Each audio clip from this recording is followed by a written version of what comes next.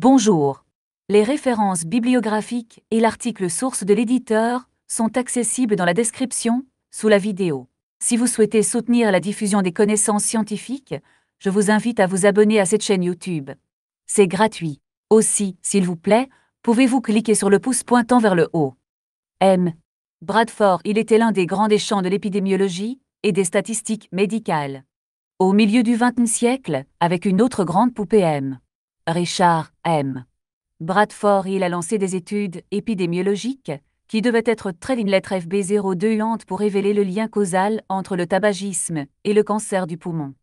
Cependant, ce lien n'a pas été accepté sans bataille, et les opposants à une interprétation directe de cause de l'association épidémiologique comprenaient des notables tels que l'éminent statisticien M. Ronald Fisher. Le débat a incité M. Bradford, il a considéré en profondeur comment les résultats des études épidémiologiques devraient être interprétés, ce qui a conduit à la publication en 1965 dans les actes de la Royal Society of Medicine de son article fondateur sur l'association et la causalité. Pour marquer le 50e anniversaire de la publication de ce document historique, il est reproduit dans ce numéro du journal of the Royal Society of Medicine. Le document de 1965 de M. Bradford, il est remarquable qui est plein d'idées. Il propose 9 lignes directrices souvent à tort comme des critères que M. Bradford il a clairement indiqué contre lesquels une association statistique trouvée dans une étude épidémiologique peut être jugée quant à savoir si une interprétation causale est raisonnable ou non.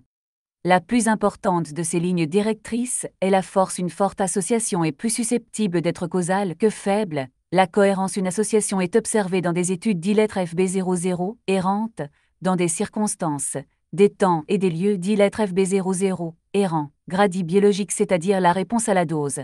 L'effet devrait avoir tendance à être plus élevé avec un niveau d'exposition plus élevé, et la temporalité. L'effet suit la cause potentielle après un intervalle approprié. Une autre directive, la plausibilité biologique, augmente l'importance à mesure que la connaissance fondamentale de l'étiologie de la maladie s'accumule, mais ces connaissances ne sont clairement pas complètes, ce qui devrait introduire une note de prudence en mettant trop l'accent mis sur cette directive. Néanmoins, l'interprétation causale directe de certaines associations statistiques étendrait la crédibilité étant donné ce qui est connu aujourd'hui. Qu'en est-il de l'épidémiologie, qui exige un examen détaillé de l'interprétation de ces résultats tels que celui mené par M. Bradford Hill? À l'exception de quelques études qui sont capables de se rapprocher des essais cliniques, l'épidémiologie est une science observationnelle, c'est-à-dire non expérimentale. Cela contraste avec les essais cliniques, contrôlés randomisés, qui sont des configurations expérimentales. Les sujets de l'étude sont randomisés entre les groupes de traitement par les enquêteurs afin que toutes lettres FB00, errances individuelles de fond qui pourraient amener le résultat de l'essai, même si elles sont inconnues, soient adressées entre les groupes. La randomisation entre les groupes de traitement est un concept fondamental dans les essais cliniques que M. Bradford, il était essentiel pour établir une exigence nécessaire dans la conception de l'étude. Dans l'épidémiologie observationnelle, la randomisation des sujets de l'étude entre les groupes lettres FB00, errantes niveau d'exposition à la fumée de tabac n'est pas possible car les études, dans lesquelles les gens sont délibérément exposés à des substances potentiellement nocives sans perspective réaliste de bénéfices personnels, sont contraires à l'éthique. En conséquence, l'épidémiologie doit s'appuyer sur les données générées dans les conditions sans contrainte de la vie quotidienne, sans intervention de la part des enquêteurs, ce qui complique considérablement l'interprétation des résultats épidémiologiques. Dans les essais cliniques, essentiellement tout ce qui doit être pris en considération en supposant que l'étude a été correctement conçue, menée et analysée pour juger la causalité est de savoir si le hasard est une explication alternative raisonnable pour les résultats, c'est-à-dire comment statistiquement significatifs sont les résultats. En épidémiologie, non seulement les lettres FB02 d'actuation statistique doivent être prises en compte, mais aussi la présence potentielle d'erreurs systématiques. De préoccupation principale est l'existence de biais dans les données de l'étude, mais d'autres erreurs sont possibles et la confusion lorsqu'un facteur considéré dans une étude est associé à un autre facteur qui influence le résultat, produisant un résultat déformé, potentiellement trompeur. Des biais peuvent être introduits dans une étude de nombreuses manières subtiles et pas si subtiles. Dans les études cas témoins, par exemple, le biais de sélection du contrôle est un problème notoire. Les contrôles d'ILETRE-FB00 et dans les cas de manière qui ILETRE-FB00 acte les résultats relatifs aux facteurs à l'étude. La confusion en tant qu'explication crédible est toujours difficile sinon impossible d'éliminer entièrement car même lorsque des facteurs de confusion potentiellement importants, comme le tabagisme sont reconnus, et l'ajustement pour leur présence tentée, il reste le spectre d'influence étrangère, inconnue, qui se cache à l'arrière-plan. Ainsi, il est très inhabituel pour une étude épidémiologique de générer des résultats qui, à part entière, peuvent être considérés comme démontrant sans équivoque une relation de coût à l'écart. Une méfiance inhérente aux études, non expérimentales, aurait probablement été une raison importante qui sous-tend la question de M. Ronald fichait initialement, au moins d'une interprétation causale directe de l'association entre le tabagisme et le cancer du poumon. M. Bradford, il exhorte les épidémiologistes à remettre en question soigneusement les preuves disponibles quant à savoir si une interprétation causale d'une association est raisonnable, ou si une explication alternative n'est pas seulement possible, mais peut être probable.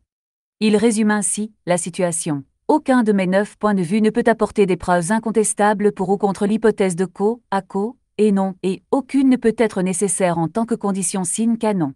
Ce qu'ils peuvent faire, avec une force plus ou moins, est de nous aider à nous décider à la question fondamentale. Y a-t-il une autre façon d'expliquer l'ensemble des faits dont nous sommes saisis? Y a-t-il une autre réponse également, ou plus, probablement que la et les faits? Aucun test officiel de signification ne peut répondre à ces questions. De tels tests peuvent et devraient nous rappeler les effets que le jeu du hasard peut créer, et ils nous instruisent l'ampleur probable de ces effets.